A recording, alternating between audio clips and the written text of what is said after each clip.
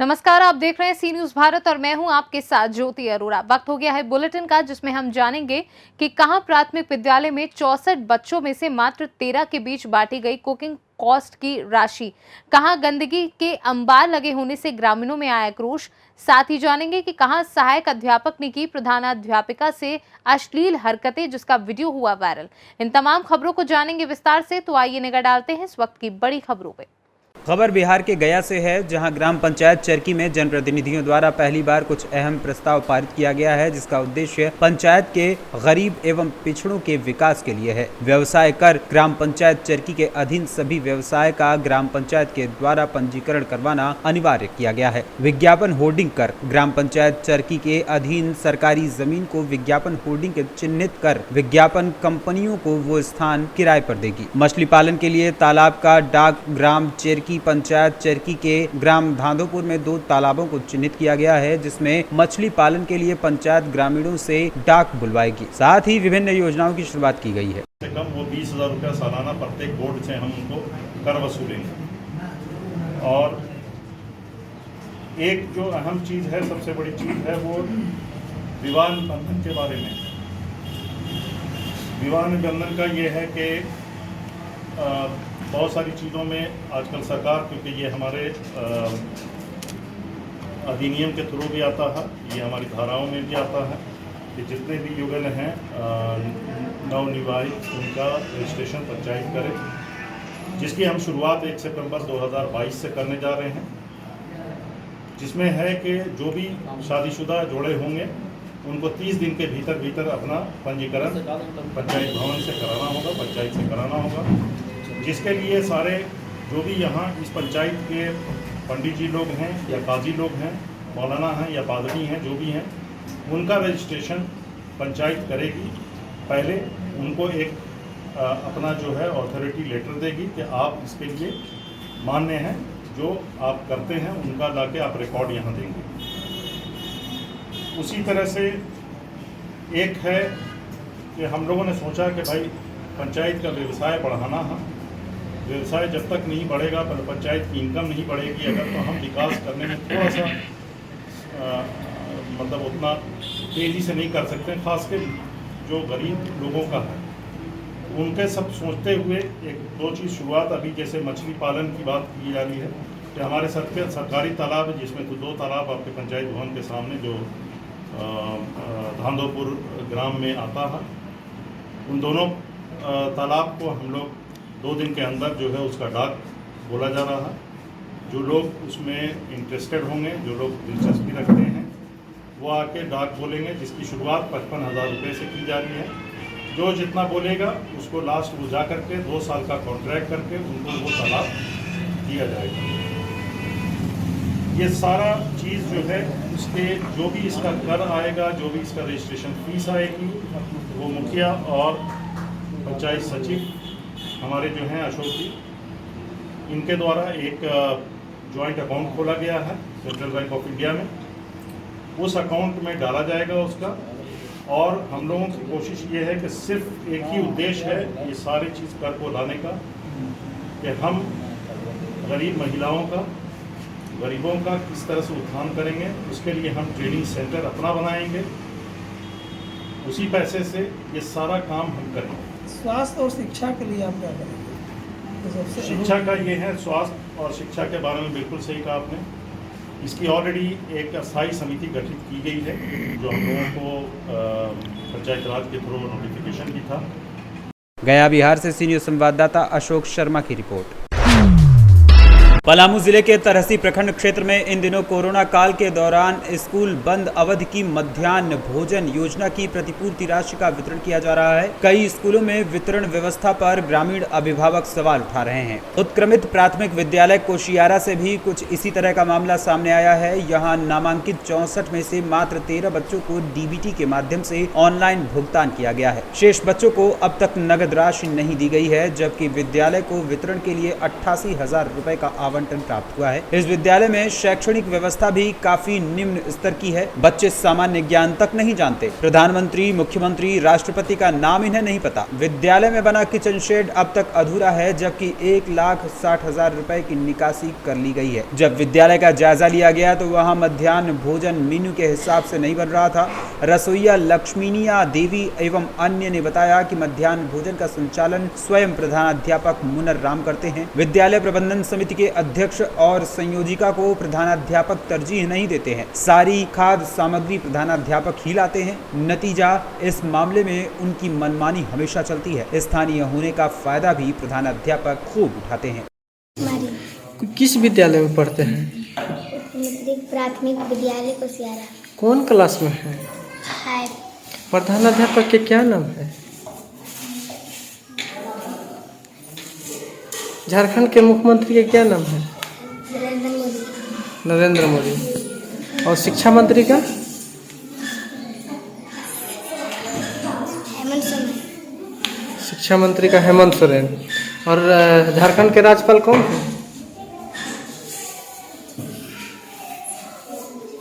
भारत के प्रधानमंत्री कौन है?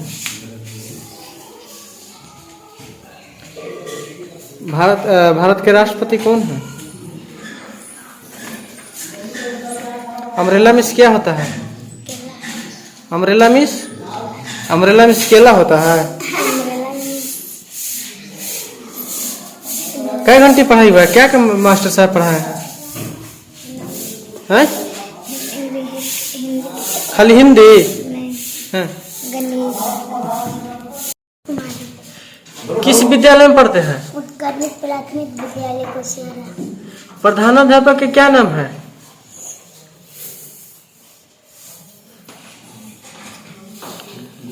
एलिफेंट मिस क्या होता है? हाथी। स्पेलिंग बोलो।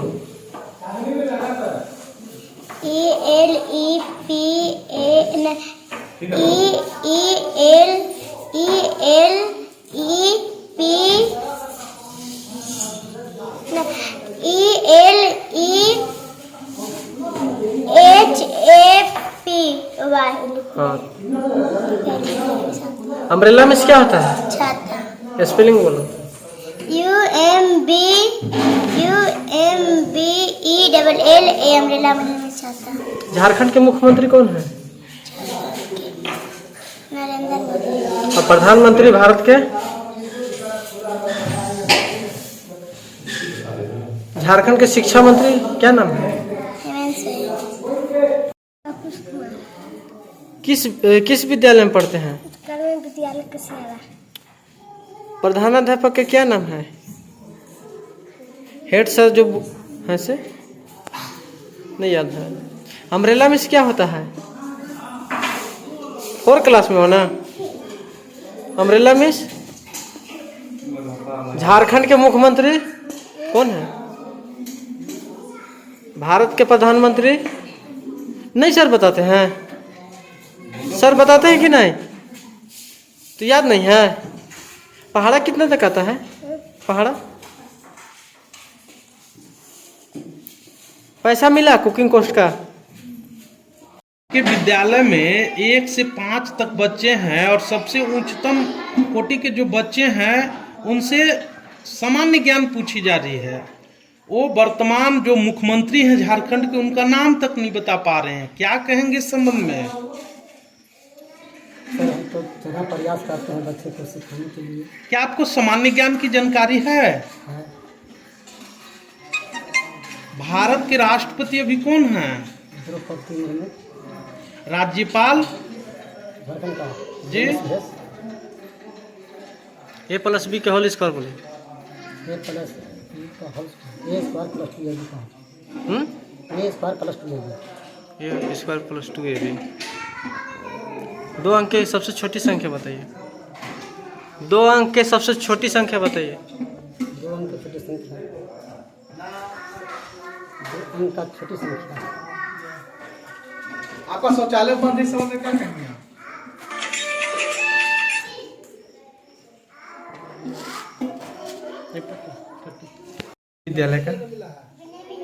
विद्यालय का नाम याद है? सर का क्या नाम है? हेडमास्टर सर का? कौन सा गांव है? कौन सा गांव है? कोसियारा कौन आज क्या बना है खाना मेनू के हिसाब से? का खिचड़ी बना खिचड़ी बना है। और मेनू के हिसाब से क्या बनना चाहिए मालूम है? मालूम तो नहीं सर। प्रतिदिन खिचड़ी बनता है। नहीं तरसी झारखंड से सी न्यूज संवाददाता सत्येंद्र कुमार विश्वकर्मा की रिपोर्ट। महाराजगंज जनपद के ब्रिजमनगंज ब्लॉक और पनियारा ब्लॉक के कुल 4 गांव में उपचुनाव हो रहा है, जिसमें एक ग्राम प्रधान, 2 बीडीसी और 1 सदस्य पद पर सुबह से वोटिंग हो रही है। वहीं उपचुनाव को लेकर पुलिस प्रशासन पूरी तरह से मुस्तैद है, जिससे मतदान सकुशल हो सके। वहीं गुरचीहा गांव में प्रधान की मृत्यु हो जाने के बाद प्रधानी के उपचुनाव में 4 थानों की पुलिस चप्पे चप्पे पर लगी हुई है। इस संबंध में एडीएम पंकज कुमार वर्मा ने बताया कि जनपद के 2 ब्लॉक के 4 गाँव में एक प्रधान, 2 बीडीसी पद और 1 सदस्य पद पर उपचुनाव के अंतर्गत मतदान हो रहा है। उपचुनाव में संवेदनशीलता को देखते हुए प्रशासन सभी बूथों पर मौजूद है। अभी तक लगभग 30% मतदान सकुशल हो गया है और कल ब्लॉक पर मतगणना भी हो जाएगी। महाराजगंज में 2 ब्लॉकों में आज उपचुनाव हो रहा है, एक पनेरा और एक ब्रिजमनगंज में। दोनों ब्लॉक मिला के कुल 4 ग्राम पंचायतें हैं, जिनमें एक जगह ग्राम प्रधान का और 2 जगह बीडीसी और 1 ग्राम पंचायत सदस्य का आज चुनाव हो रहा है। और जैसा कि आप भी जानते हैं कि उपचुनाव थोड़ा सा संवेदनशील रहते हैं, उसी संवेदनशीलता के क्रम में हम लोग यहाँ पर उपस्थित हैं और शेष अधिकारी भी यहाँ पर ड्यूटी लगाई गई है। और अभी तक मतदान प्रतिशत लगभग 30% के आसपास हो चुका है लगभग सभी बूथों पे। और ये चुनाव आज बूथ बंद होने के बाद कल इसकी मतगणना की जानी है, वो सभी ब्लॉक लेवल पे ही की जाएगी। के थाना कोल्ही के अंतर्गत ग्राम गुरचिया में यहाँ के ग्राम प्रधान की मृत्यु होने के कारण जो है उपचुनाव संपन्न कराया जा रहा है। चूँकि ग्राम प्रधान के चुनाव में संवेदनशीलता और ज़्यादा रहती है, इसलिए यहाँ 4 थानों के प्रभारी व पुलिस बल लगाया गया है। इसके साथ पीएसी एवं मजिस्ट्रेट और मैं स्वयं यहाँ सारी पुलिस व्यवस्था का पर्यवेक्षण कर रहा हूँ। सुबह से लगातार मतदाताओं की लाइन लगी हुई है। अब तक करीब 30% पोलिंग हो गई है। पोलिंग शांतिपूर्वक चल रही है और चुनाव को निष्पक्ष कराने के हर संभव प्रयास किए जा रहे हैं। महाराजगंज से सी न्यूज संवाददाता अंगद की रिपोर्ट।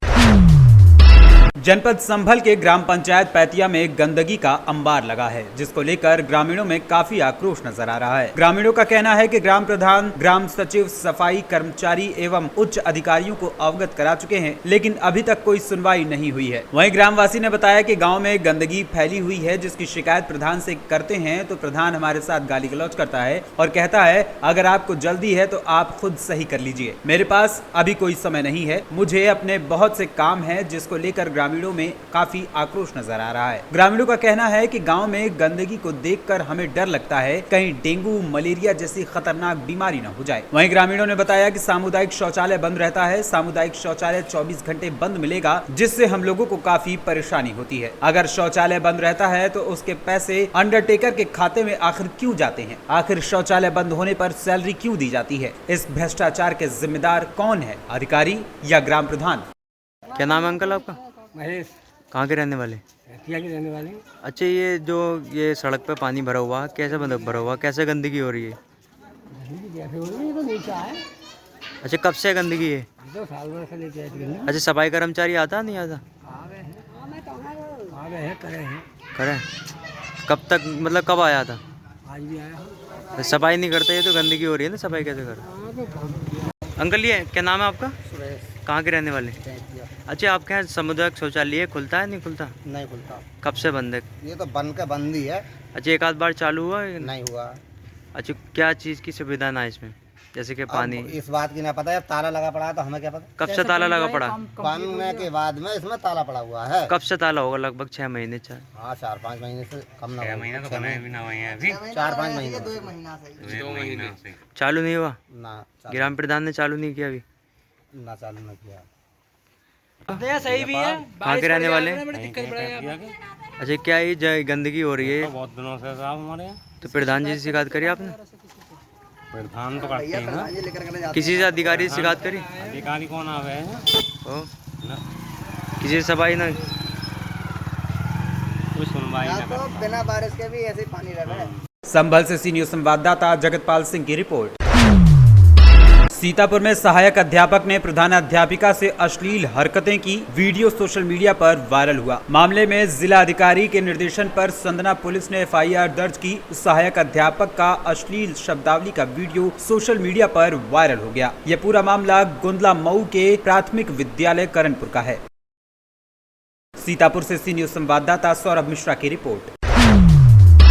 शासन के निर्देशानुसार जनपद पंचायत भिंड की ग्राम पंचायत सपाड़ में पंच, सरपंच और उप सरपंच का शपथ ग्रहण समारोह का आयोजन किया गया, जिसमें सभी पंच, सरपंच, उप सरपंच सहित महिला पंचों के स्थान पर उनके पतियों ने शपथ। कार्यक्रम का शुभारंभ भारत माता की प्रतिमा पर माल्यार्पण कर कार्यक्रम प्रारंभ किया गया तथा सरपंच, उप सरपंच के द्वारा लोगों को शब्दों से संबोधित किया गया तथा पूर्व सरपंच के पति नारायण बघेल ने अपने कार्यकाल का हवाला देते हुए कार्यभार सौंपा। नवनिर्वाचित सरपंच श्याम सुंदर दैपुरिया का मुख्य अतिथियों, गणमान्य नागरिकों एवं पंचों द्वारा पुष्पमालाओं से स्वागत किया गया। इस अवसर पर ग्राम पंचायत सपाड़ के रोजगार सहायक हरनाथ सिंह यादव के द्वारा नवनिर्वाचित सरपंच श्याम सुंदर दैपुरिया, उप सरपंच जबर सिंह राठौर को पुष्प गुच्छ से सम्मानित किया गया।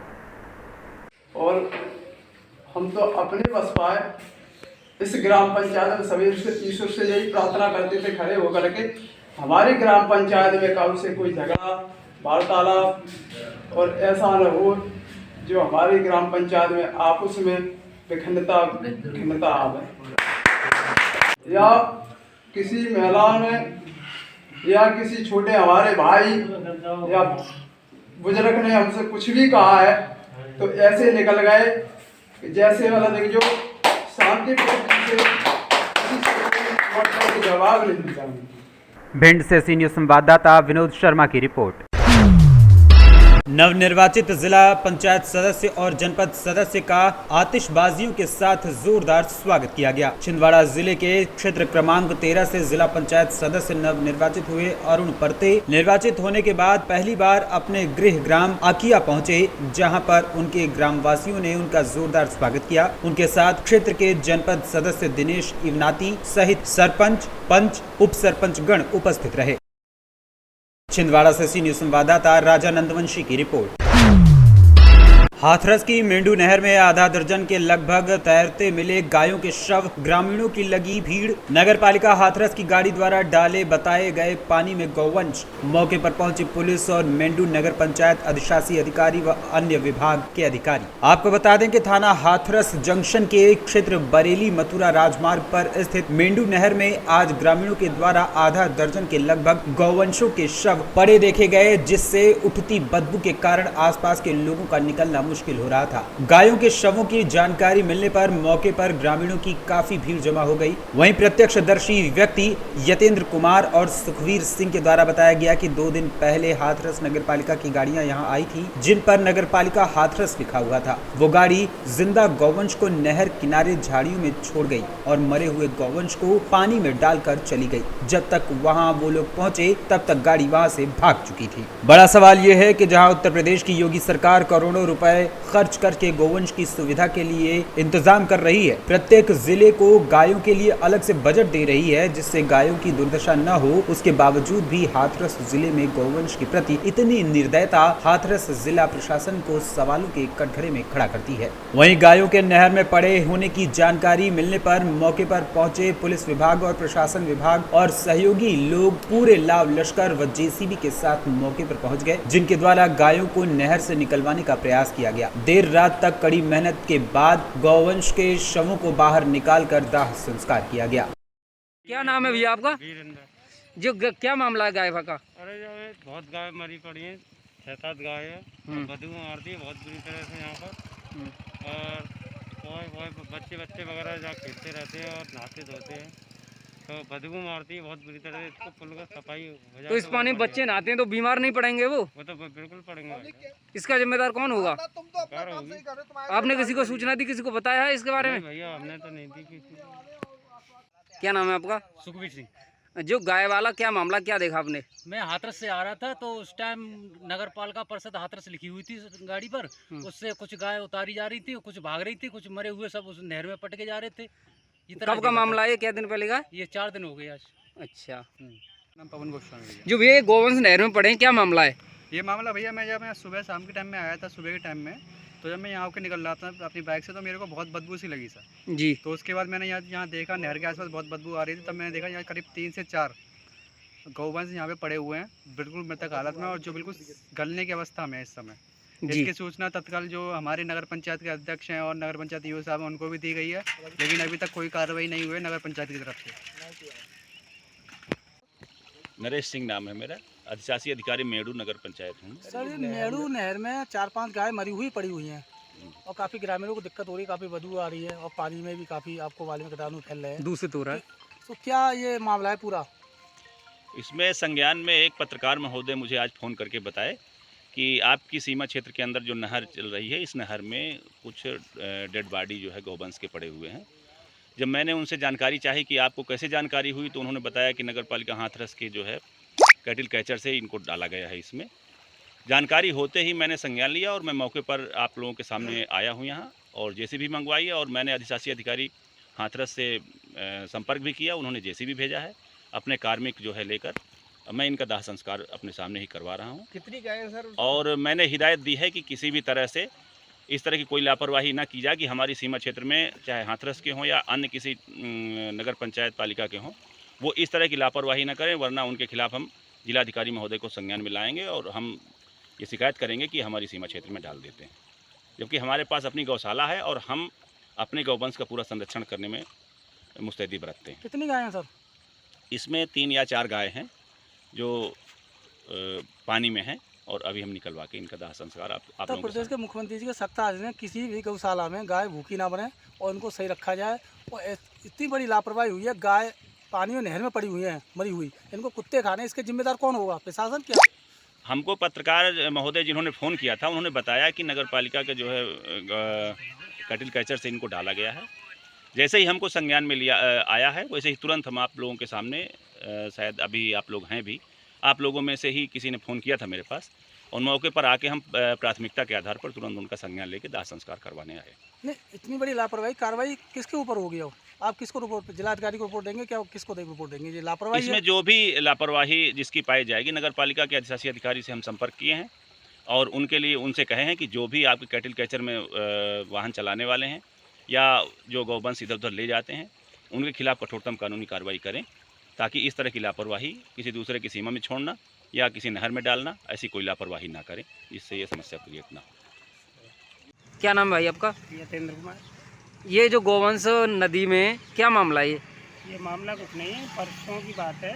एक गाड़ी आई थी नहर के किनारे, जो कि उस पर लिखा हुआ था नगर पालिका परिषद हाथरस, और उन्होंने कहा जो जिंदे गौवंश थे वो तो यहाँ नहर के किनारे छोड़ दिए। बाकी डंपर गाड़ी थी अपने आप ओपन होने वाली, तो उससे खुल के बाकी मृतक उसमें नहर में बहा दिए गए। तो आपने उन लोगों को पकड़ा नहीं? नहीं पकड़ा, क्या हमसे वो, जब तक हम पहुँचे जब तक गाड़ी स्टार्ट करके भाग। हम क्या, और भी लोग थे वहाँ पर? नहीं, गाड़ी वाले थे और कोई नहीं था। नहीं, आपके पास उसके आगे? हमारे पास तो कई थे।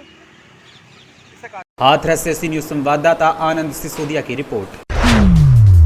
झांसी के टहरौली में कीचड़ भरे रास्ते के कारण बच्चे स्कूल नहीं जा पा रहे हैं। दरअसल टहरौली खास के बारकोट मोहल्ले से लक्ष्मण सागर तालाब तक सड़क का काम चल रहा है। ये काम अधूरा छोड़ने से करीब 200 मीटर के रास्ते में कीचड़ फैल गया है, जिससे गाड़ी से या पैदल निकलना भी दुभर हो रहा है। ऐसे में स्कूली बच्चे स्कूल नहीं जा पा रहे हैं। महिलाओं, बुजुर्गों, बीमारों को भी आवागमन में बेहद असुविधा का सामना करना पड़ रहा है। लोगों ने बताया कि यदि अभी तत्काल काम पूरा नहीं हो पा रहा है तो फिलहाल गिट्टी ही बिछा दी जाए ताकि आवागमन प्रभावित न हो।